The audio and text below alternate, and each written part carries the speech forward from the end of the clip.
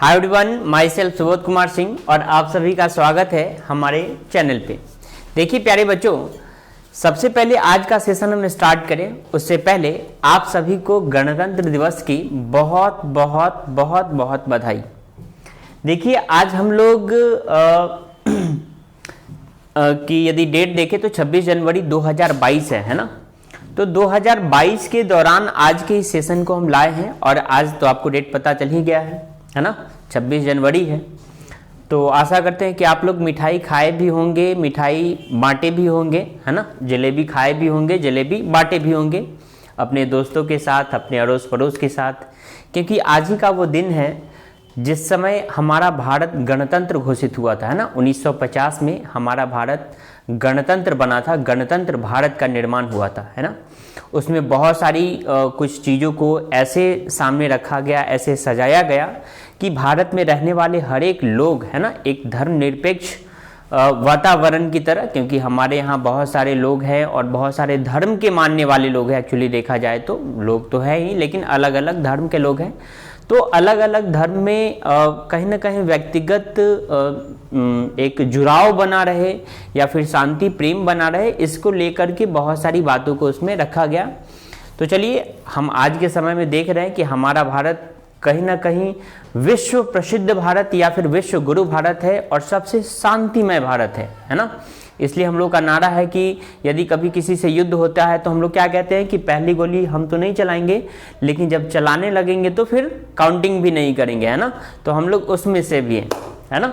चलिए तो हम लोग स्टार्ट करते हैं अपने सेशन को। अपने सेशन को स्टार्ट कर रहे हैं बिहार बोर्ड का जो अभी हाल फिलहाल एग्जाम आने वाला है उनके ऑब्जेक्टिव पेपर से। आपने देखा था कि पिछले वीडियो सेशन में हमने आपको सब्जेक्टिव दिया था और उसको सॉल्व करने की बात कही थी आपसे, और उसके बाद से हम लगातार ऑब्जेक्टिव पेपर पे काम कर रहे हैं। ओके, आज जो हम लोग ऑब्जेक्टिव पेपर, आज जो हम आपके सामने ऑब्जेक्टिव पेपर लाए हैं वो है 2018 का क्वेश्चन बैंक होगा, जिसमें ऑब्जेक्टिव पेपर को लेकर के हम डिस्कस करेंगे। ओके चलिए तो हम लोग अपने सेशन को स्टार्ट करते हैं विद 2018 ऑब्जेक्टिव क्वेश्चन बैंक के साथ। ओके चलिए, सबसे पहला जो क्वेश्चन आपके पास आ रहा है कि यदि हम लोग dilute aqueous solution of sodium fluoride ले लें और उसका इलेक्ट्रोलिसिस करवाएं तो एनोड पर कौन जमा होगा और कैथोड पे कौन जमा होगा। देखिए डाइल्यूटेड जब NaCl हम लोग लेते हैं ना, सॉरी NaF लेते हैं, यहाँ पे NaF है, सोडियम फ्लोराइड है,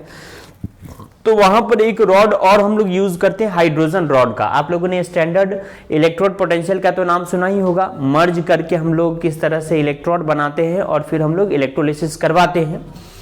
तो वहां पर होता क्या है कि जो हमारा एनोड होता है ना, क्योंकि हम सिंगल सेल की बात कर रहे हैं, तो सिंगल सेल में जो हमारा एनोड होता है वहां पर वो पॉजिटिव होता है और कैथोड निगेटिव होता है। हम इसकी बात कर रहे हैं ना, आप इसमें नहीं फंसेंगे कि सर हम गैल्वेनिक सेल जब लेते हैं तो वहां पर एनोड जो होता है निगेटिव होता है, मुझे भी पता है। लेकिन जब हम इसमें बात करते हैं, इस तरह के कंटेनर में बात करते हैं, तो एनोड वहां पर निगेटिव ना होकर के पॉजिटिव होता है। और आपको पता है कि सर पॉजिटिव होगा तो वहां पर फ्लोरीन आकर के वहां पर चिपकेगा और हाइड्रोजन दूसरे वाले पार्ट पर चिपकेगा। तो मुझे बताओ, हमसे पूछा है कि भाई एनोड पर कौन चिपकेगा, तो एनोड पर तो फ्लोरीन चिपकेगा, है ना, यही निगेटिव वाला पार्ट है, यही आके चिपकेगा।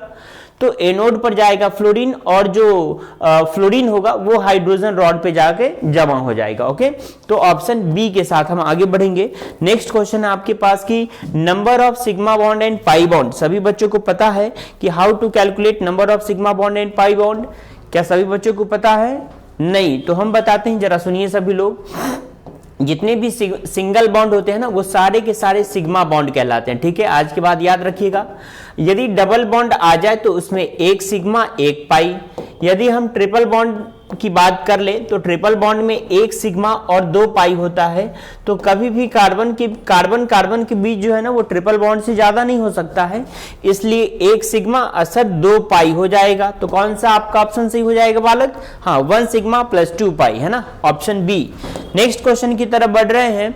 Rate of hydration of aqueous acid will be in the order. देखिए यदि हम लोग हाइड्रेशन करवाने जाएं तो जो टर्शियरी कार्बोकेटाइन बनता है ना उसमें जल्दी से हाइड्रेशन होता है एज कंपेयर टू सेकेंडरी, और सेकेंडरी में ज्यादा होगा एज कंपेयर टू प्राइमरी। तो आपके पास ऑप्शन है, आप किस ऑप्शन के साथ आगे बढ़ेंगे? यस, थर्ड ऑप्शन के साथ। क्यों?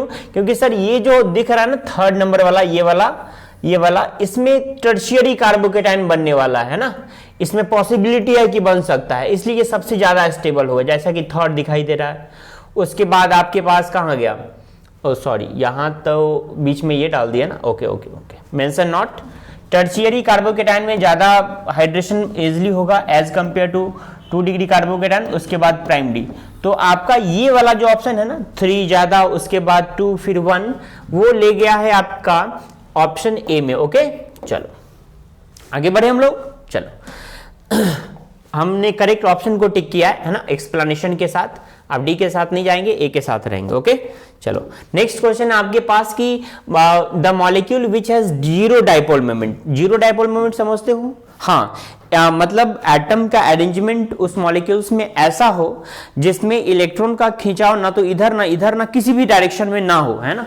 तो बोरॉन ट्राइफ्लोराइड जो है वो इस तरह का स्ट्रक्चर फॉर्म करता है और फ्लोरीन इस तरह से अरेंज होता है, कोई लॉन पेयर भी नहीं है, तो इस तरह से अरेंज होता है ना कि इलेक्ट्रॉन ना तो इधर भागता हुआ दिखता है ना इधर, इसलिए हम लोग बोलते हैं कि BF3 के पास जो है ना वो जीरो डाइपोल मोमेंट होता है। ओके नेक्स्ट क्वेश्चन आपके पास की correct order of equivalent conductance eight infinite dilution of lithium chloride, sodium chloride and potassium chloride. तो याद रखने का हम तरीका बता देते हैं, आप ऐसे याद रखिएगा कि सर इक्विवेलेंट कंडक्टेंस की बात जब हमसे पूछेगा ना तो जिसका साइज बड़ा होगा, कहने का मतलब सर यदि हम लोग ग्रुप में टॉप टू बॉटम आए ना, यानी ऊपर से नीचे उतरेंगे तो साइज तो बढ़ेगा।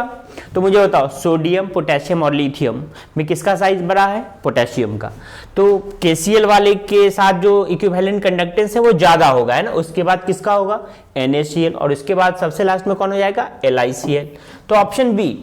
नेक्स्ट क्वेश्चन है क्वेश्चन नंबर 6 की जब एल्कोहल, जब ये CH2N2 इसको हम लोग बोलते हैं वही अमाइंस के फैमिली का है ये, तो इसमें से लिविंग ग्रुप अच्छा कौन है? तो याद रखिएगा ये जो आपको N2 दिखाई दे रहा है ना, N2 ये बहुत अच्छा लिविंग ग्रुप माना जाता है। लिविंग ग्रुप से मतलब ये कि छोड़ के यही भागेगा आप सबसे पहले, है ना। चलो छोड़कर भागने वाले को हम लोग क्या बोलते हैं? भगोड़ा, N2। ओके चलो नेक्स्ट क्वेश्चन है the product obtained when silica reacts with hydrogen fluoride. देखिए जब सिलिका हाइड्रोजन फ्लोराइड के साथ रिएक्ट करता है तो बनाता है H2SiF6। क्या बनाता है? H2SiF6। ठीक है, ऑप्शन बी। नेक्स्ट क्वेश्चन देखिए the van't Hoff factor of 0.1 molar BaNO3 का whole twice solution is 2.74, the degree of dissociation is what? कौन सा ऑप्शन टिक करेंगे बालक? चलो इस क्वेश्चन को हम बनाते हैं, जरा ध्यान से समझिएगा, बहुत ही अच्छा क्वेश्चन, बहुत अच्छा क्वेश्चन है। देखो उसने वांट ऑफ फैक्टर की वैल्यू दे रखी है, कितनी दे रखी है? 2.74 दिखाई दे रहा है सभी को, 2.74। ठीक है, और उसके बाद उसने लिया है इतना मोलर। तो मुझे बताओ सभी लोग 9th-10th की क्लास में या फिर 11th-12th में कहीं ना कहीं बेरियम नाइट्रेट का नाम तो सुना ही होगा सभी लोग भाई, NO2 का होल ट्वाइस है। सर ये जब ब्रेक करता है ना तो Ba+2 में ब्रेक करता है और आता है 2NO2- चार्ज। ओके अच्छा, वांट ऑफ फैक्टर सभी लोग जानते हैं, आप रखिएगा 1 मोल, या तो वो 1 मोल का 1 मोल रह जाएगा या फिर टूट करके 2-4 मोल हो जाएगा या फिर एसोसिएट भी हो जाता है। यहां पर डिसोसिएशन वाला केस है। अभी आप लोग ध्यान से देख के मुझे बताइए, पहले आपने डाला था ये 1 मोल, है ना, और जब ये डिसोसिएट हुआ है तो 1 मोल ये भी है और 2 मोल ये है बालक। डाला था 1 मोल, बन गया 3 मोल। तो मुझे बता यहां पर जो वांट ऑफ फैक्टर की वैल्यू आने वाली है 1+2 अल्फा, यानी वांट ऑफ फैक्टर I बराबर लिखना चाहें तो वैल्यू लिख रहे हैं 2.74। ओके अच्छा, 2 अल्फा बराबर यदि हम लिखना चाहें तो 2.74 में से 1 घटा लीजिएगा उधर ले जा करके, तो 2 अल्फा बराबर कितना आ जाएगा? 1.74। तो अल्फा बराबर है ना 1.74 अपॉन 2। यदि बात परसेंटेज की कर रहा है तो 100 से मल्टीप्लाई कर दीजिएगा। आप इसको 100 से मल्टीप्लाई करके जब आप सॉल्व करेंगे तो परसेंट आपका करेक्ट आंसर आएगा। Okay, option B. Next question की तरफ बढ़ते हैं कि which of the following has the most stable +2 oxidation state. देखिए सिल्वर पर +3 आता है, Fe पर +2 +3 दोनों आता है, Sn पर भी प्लस चार्ज आता है +2 +3 करके, लेकिन सबसे ज्यादा स्टेबल जो होता है ना वो लेड होता है +2 के फॉर्म में, याद रखेंगे सभी बच्चे। नेक्स्ट क्वेश्चन है कि कंपाउंड हैविंग टेट्राहेड्रल ज्योमेट्री, याद रखिएगा टेट्राहेड्रल ज्योमेट्री बनने के लिए हमें जब बॉन्ड पेयर की जब हम बात करते हैं तो उसके पास एक भी लॉन पेयर नहीं होना चाहिए, क्योंकि यदि एक भी लॉन पेयर हुआ तो हाइब्रिडाइजेशन sp3 होने के बावजूद भी आपका जो शेप है ना वो चेंज हो जाएगा। जैसे आपको पता है CH4 का नाम सुने होंगे, CH4, हाँ, तो CH4 में क्या है कि चारों का चारों हाइड्रोजन टेट्राहेड्रली अरेंज है ना भाई, कार्बन के चारों तरफ 120 डिग्री एंगल पे। लेकिन वही बताइए NH3 का भी तो हाइब्रिडेशन sp3 होता है, CH4 का भी हाइब्रिडेशन sp3 होता है, लेकिन उसके बावजूद भी दोनों का शेप अलग अलग है। क्यों? क्योंकि NH3 के पास लॉन पेयर है। तो यहां पर NiCl4 raise to the power -2 जब आप इसका सॉल्व करेंगे तो यहां पर हाइब्रिडेशन जो है ना वो निकल करके आएगा sp3 करके, है ना, ताकि वहां पर जो शेप है ना, शेप जो है ना, शेप वो टेट्राहेड्रल ही रहेगा और शेप में कोई चेंज नहीं होगा। ठीक है, तो आपका ऑप्शन हो जाएगा ए। नेक्स्ट 11 नंबर क्वेश्चन की तरफ हम बढ़ते हैं, जो कि क्वेश्चन है कि Cannizzaro reaction is not given by. मुझे बताइए कैनिजारो रिएक्शन किसके साथ नहीं होता है? क्या सभी को पता है?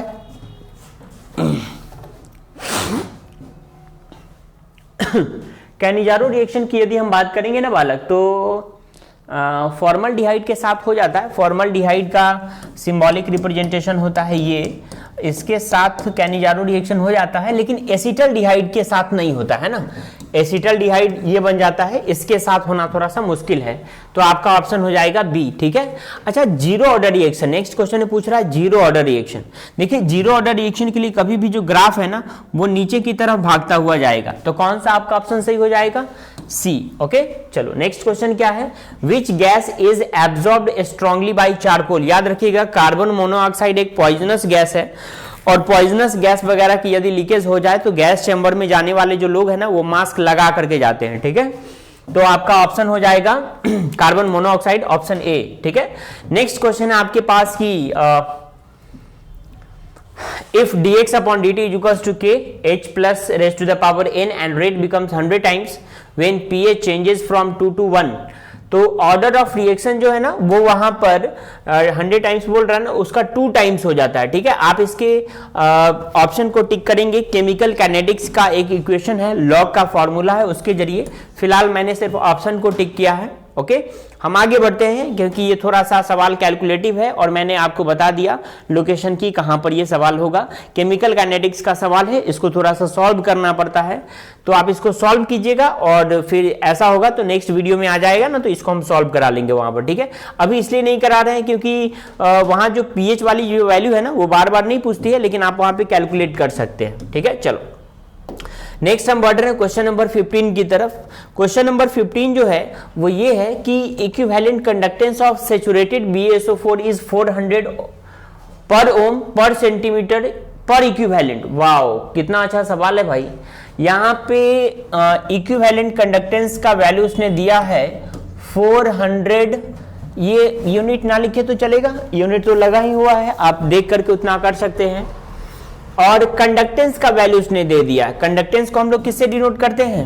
सभी को पता है ना, ये कंडक्टेंस का सिंबल है। ठीक है, 8 × 10⁻⁻5 है। ओके, तो हमसे पूछ रहा है KSP, किसका पूछ रहा है? KSP बेरियम सल्फेट का। ओके, हम इसको सॉल्व कर लेंगे, और सॉल्व करने का हमारे पास तरीका है कि जब हम इसका S कैलकुलेट करेंगे तो हमारे पास एक फॉर्मूला आता है इलेक्ट्रोकेमिस्ट्री से निकल करके कि पाई × 1000, पाई कहने का मतलब कंडक्टेंस है ना, कंडक्टेंस × 1000 अपॉन इक्विवेलेंट कंडक्टेंस। सबका वैल्यू रख रहे हैं 8 × 10⁻⁻5।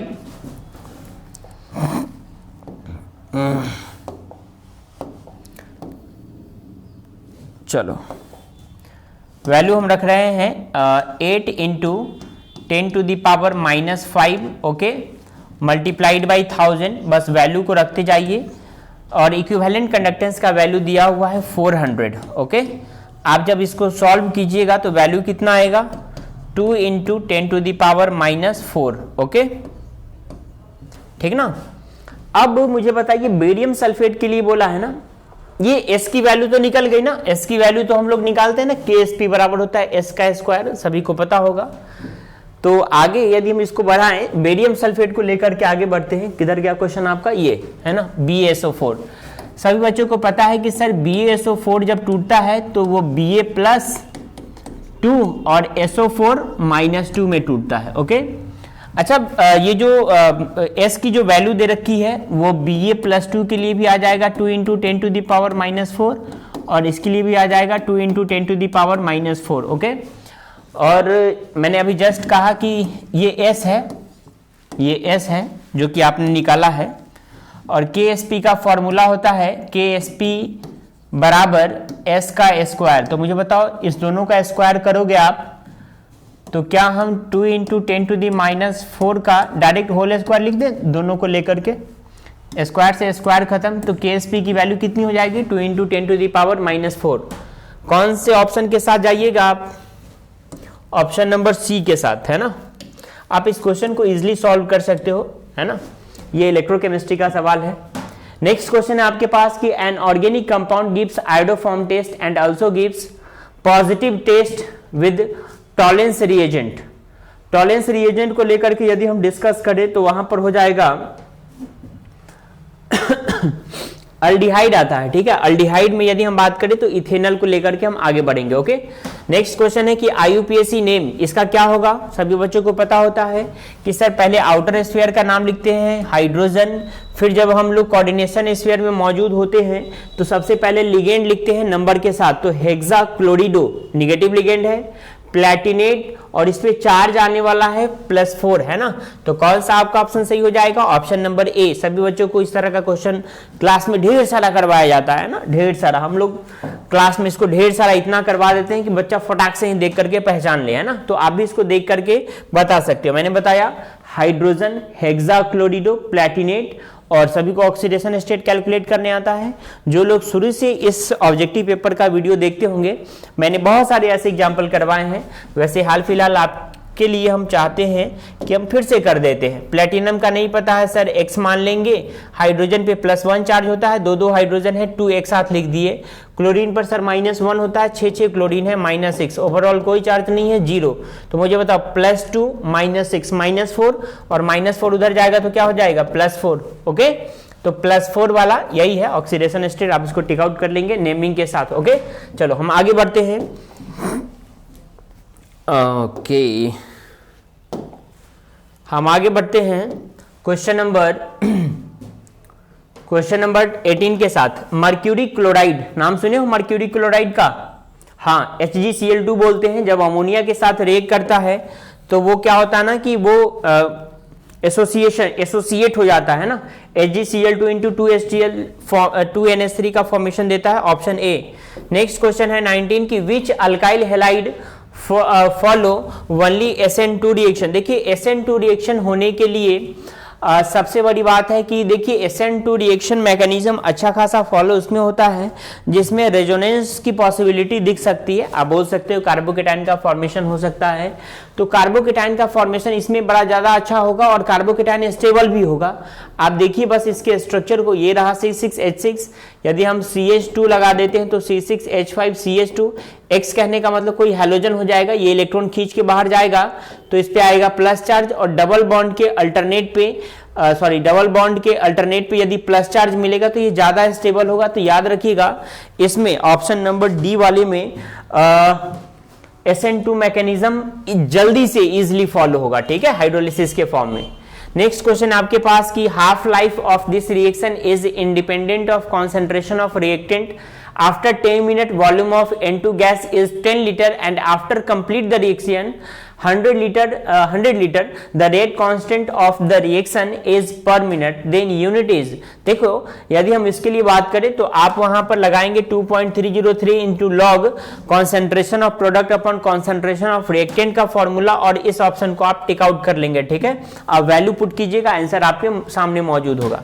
नेक्स्ट क्वेश्चन की तरफ बढ़ रहे हैं कि when NaCl solution is added to FeOH का होल थ्राइस। देखो जब आप NaCl ऐड करते हो ना FeOH को होल थ्राइस पर, तो वहां पर होता है क्या है ना कि जो आयंस होते हैं ना वो एक दूसरे के अपोजिट चार्ज वाले आयंस की तरफ जाकर के कोगुलेशन करना स्टार्ट कर देते हैं। कोगुलेट करना मतलब जानते हो, जैसे मान लो हमने एक ऐसा सॉल्यूशन लिया है, फेरिक हाइड्रोक्साइड एक पॉजिटिव ये होता है क्या बोलते हैं, पॉजिटिव कहने का मतलब है एक केटानिक सोल होता है, और यदि हम इसमें NaCl डालते हैं ना तो आयंस Na+Cl- बन रहा है, तो ये अपोजिट आयंस उसके चारों तरफ जा करके उसको पेंदी में बैठाना शुरू कर देते हैं PPT। तो वहां पर जो है ना इसी का फॉर्मेशन होता है। ठीक है, बहुत सारे बुक में गलत आंसर भी दिया हुआ है, तो आप ऑप्शन डी के साथ आगे बढ़ेंगे। ठीक है, चलो कोई दिक्कत होगा तो आप हमसे पूछने के लिए स्वतंत्र हैं। नेक्स्ट क्वेश्चन है कि which complex has maximum paramagnetic moment, है ना। अच्छा मुझे बताइए पैरामैग्नेटिक और डायमैग्नेटिक सभी लोग जानते हैं, हाँ जानते ही होंगे। पैरामैग्नेटिक वो सब्सटेंस शो करता है जिसमें इलेक्ट्रॉन अनपेयर्ड होता है। तो आप लोग को दिख रहा होगा, है ना, क्वेश्चन आपके सामने आपको दिख रहा होगा कि किसमें अनपेयर्ड इलेक्ट्रॉन होने वाले हैं। तो आपका सवाल होगा सर सब में अनपेयर्ड इलेक्ट्रॉन है, लेकिन ज्यादा किसमें है, तो क्रोमियम में है। ओके, आप चेक कर सकते हैं ना इलेक्ट्रॉनिक कॉन्फ़िगरेशन के जरिए। तो मैंने ऑप्शन ए को टिक किया। नेक्स्ट क्वेश्चन है which of the following gives yellow और brown precipitate with alkaline Nessler's reagent. याद रखिएगा डायरेक्ट क्वेश्चन है कि NH3 के प्रेजेंस में ये जो येलो और ब्राउन PPT फॉर्मेशन होता है ना, अल्केलाइन नेस्लर्स रिएजेंट का। ओके, नेक्स्ट क्वेश्चन है कि a 5% solution of cane sugar जिसका मॉलिक्यूलर वेट ये है isotonic with 1% solution of substance X, then the molecular weight of X is, आपको उसका मॉलिक्यूलर वेट बताना है। तो आप जब मॉलिक्यूलर वेट बताने चलेंगे, अच्छा आइसोटोनिक सॉल्यूशन का मतलब जानते हैं सभी लोग, आइसोटोनिक सॉल्यूशन क्या होता है, हाइपरटोनिक, हाइपोटोनिक। अरे यार ऑस्मोटिक प्रेशर का सवाल है ये। ऑस्मोटिक प्रेशर को हम लोग जानते हैं ना, ऑस्मोटिक प्रेशर को पाई से डिनोट करते हैं। मान लीजिए दो सॉल्यूशन है, दोनों का ऑस्मोटिक प्रेशर सेम है, तो हम आइसोटोनिक सॉल्यूशन बोल देंगे दोनों को। आइसो का मतलब ही होता है सेम। अच्छा एक का ऑस्मोटिक प्रेशर कम और दूसरे का ज्यादा, तो जिसका ज्यादा होता है उसको हम लोग हाइपरटोनिक सॉल्यूशन बोलते हैं, और जिसका ऑस्मोटिक प्रेशर कम होगा उसको हम लोग हाइपोटोनिक सॉल्यूशन बोलते हैं। ओके, तो आपसे सवाल बोला है कि भाई कहाँ गया सवाल, क्वेश्चन नंबर 24 कि यदि हम इस क्वेश्चन को सॉल्व करें तो मुझे बताओ 5% solution of cane sugar molecular weight इतना दिया हुआ है आइसोटोनिक। ठीक है, आइसोटोनिक का मतलब हो गया कि P1 बराबर P2 और ये ऑस्मोटिक प्रेशर बराबर क्या होता है Cr2। ठीक है, आइसोटोनिक सॉल्यूशन बोल रहा है तो कॉन्सेंट्रेशन भी सेम होगा, यानी C1 बराबर C2। तो मुझे बताओ कॉन्सेंट्रेशन का मतलब सभी लोग जानते हो, टीचर लोग पढ़ाते ही हैं भाई। कॉन्सेंट्रेशन का मतलब होता है मोलैरिटी, और मोलैरिटी निकालने का क्या तरीका है sir, moles of solute upon volume of solution in litre, है ना। चलो हम इसको सॉल्व कर रहे हैं। C2 के लिए यदि लिखेंगे तो N2/V लीटर। ठीक है, मोल्स निकालने का तरीका बताओ, सभी को पता होना चाहिए, given mass upon molar mass. अच्छा गिवन मास यदि हम शुगर के लिए बात करें तो 5% बोल रहा है, कितना परसेंट बोल रहा है 5%। ओके, तो 5 अपॉन मॉलिक्यूलर वेट 342 और वॉल्यूम ऑफ सॉल्यूशन ये परसेंट में बोल रहा है ना बालक, परसेंट में, तो परसेंट को यदि आप लीटर में चेंज कीजिएगा तो कितना हो जाएगा, परसेंट का मतलब होता है 100, इसको लीटर में चेंज करो कितना आएगा 0.01 सॉरी 0.1 आएगा ना, वही मैंने मल्टीप्लाई किया। और इसका नहीं पता है तो सर M2 मान लेते हैं, क्या दिक्कत है, 0.1 से 0.1 खत्म। आप M2 बराबर फॉर्मूला लगाओ, मतलब फॉर्मूला नहीं सॉल्व करो, M2 बराबर क्या हो जाएगा 342/5। कौन सा आपका सब ऑप्शन सही होगा, 5 6 या 30 मतलब 68 वाला। ठीक है, ये वाला आपका ऑप्शन सही होगा। ये क्वेश्चन सभी को बताया जाता है क्लास में, हमने बस मुझे तो हम यहाँ पे आपको सॉल्व कराने के लिए आए हैं ऑब्जेक्टिव पेपर को। जिसके साथ यदि हम डिस्कशन को आगे बढ़ाते हैं तो चीज़ें आपके दिमाग में क्लिक कर जानी चाहिए, है ना, क्योंकि ये सब जो बातें हैं वो क्लास की बातें हैं। तो हम जो अभी ऑब्जेक्टिव पेपर लेके आए हैं ना, तो वो क्या है ना कि आपके फोकस को और बेहतर करने के लिए हम बनाए हैं, क्योंकि जाहिर सी बात है बहुत ज़्यादा सवाल इस पे है नहीं, तो आप इसको अच्छे से पढ़ेंगे